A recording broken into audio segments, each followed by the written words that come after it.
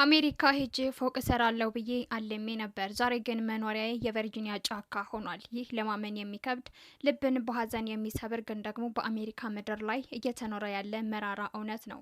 ብዙዎቻችን አሜሪካን የምናውቃት በፊልምና በፎቶ በምናየው ድምቀት፣ በንጽህናዋ እንዲሁም ደግሞ በሰማይ ጠቀስ ህንፃዎቿ ብቻ ነው። ነገር ግን ከዚህ አንጸባራቂ ገጽታ በስተጀርባ ስንት የሚቆስሉ የሚንገላቱና ረዳታቸው በብቸኝነት የሚማቅቁ ወገኖቻችን እንዳሉ አልተገነዘብንም። ዛሬ ሁላችንንም ቆም ብለን እንድናስብ የሚያደርገውን የወንድማችን የቀጸላን ታሪክ ይዘንላችሁ መጥተናል። ቀጸላ ሀገር ቤት እያለ በዩኒቨርሲቲ ተምሮ በመምህርነት ሙያ ያገለገለ፣ በተጨማሪም ደግሞ ጎበዝ ወጣትም ሰው ነበር። የተሻለ ህይወት ለመምራትና ቤተሰቦቹን ለመደገፍ በትልቅ ተስፋ እንዲሁም ደግሞ ህልም ዲቪ ደርሶት ወደ አሜሪካ ማቀንቷል።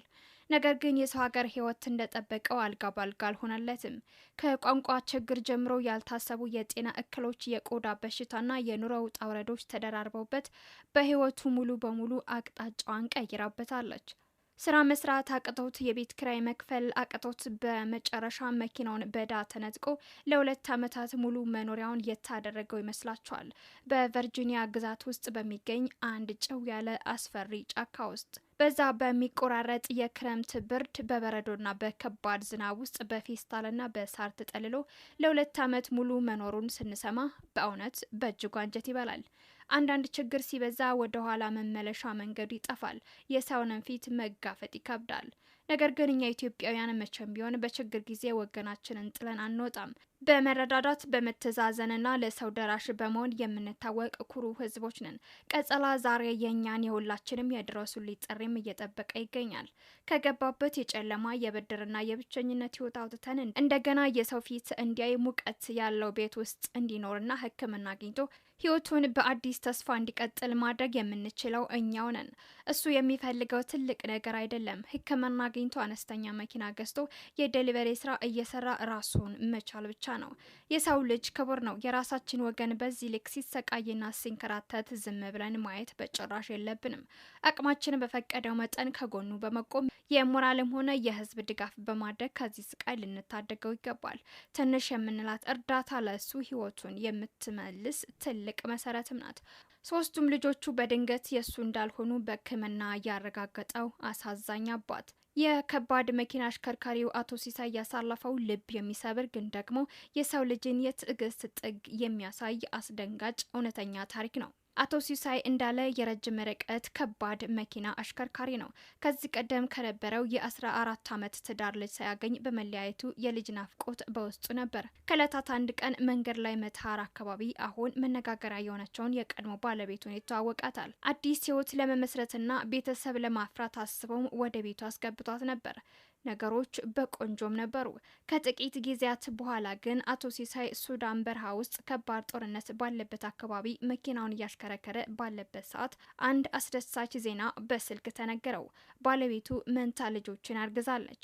ያኔ በረሃ ውስጥ ከጓደኞቹ ጋር በደስታ ድግስም ደገሰ። የተወለዱት ልጆችም ለሱ በህይወቱ ላጣው ነገር ሁሉ ካሳ እንደሆኑለት አምኖ እንደ አይን ብሌኑ እየሳመና እየተንከባከበ ማሳደግ ጀመረ።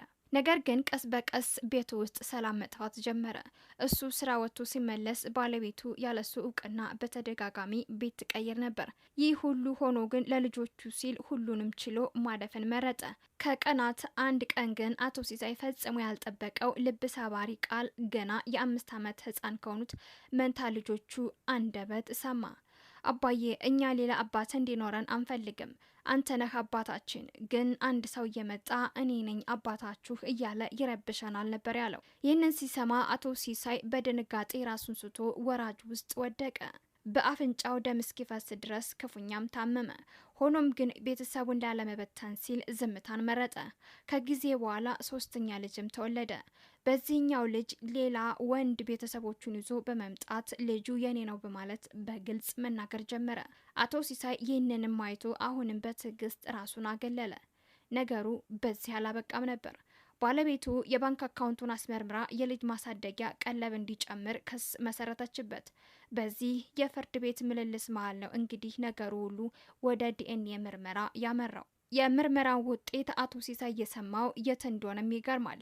እንደተለመደው መኪናውን እያሽከረከረ ራቅ ያለ በረሃ ላይ እያለ ጠበቃው ደውሎ አረዳው። ያሳደጋቸው የኖሩላቸው የህይወቴ ካሳ ናቸው ያላቸው ሶስቱም ልጆቹ የሱ አልነበሩም።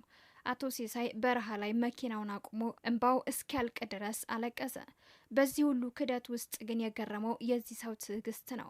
እንደሌላ ወንድ በስሜት ተገፋፍቶ የሰውን ህይወት ከማጥፋትና ወንጀል ውስጥ ከመግባት ይልቅ ጫንቃዬን ያሰፋልኝ አምላክ ይመስገን በማለት እውነቱን ተቀበለ። በረሃ ላይ ሆኖ ያንን የቲክቶክ ቪዲዮ በመቅረጽ ናና ልጆችንና ቤትን ተረከብ በማለት መልእክቱንም አስተላለፈ። ይህ ታሪክ የአንድ አቶ ሲሳይ ብቻ ሳይሆን በርካታ የረጅም ርቀት አሽከርካሪዎችና ከባለቤቶቻቸው ርቀው ቤተሰቦቻቸውን ለማኖር ሲሉ ሌት ከቀን በየቤታቸው የሚያሳልፉ አሳዛኝና ድብቅ ፈተና ቁልጭ አድርጎ የሚያሳይም ነው።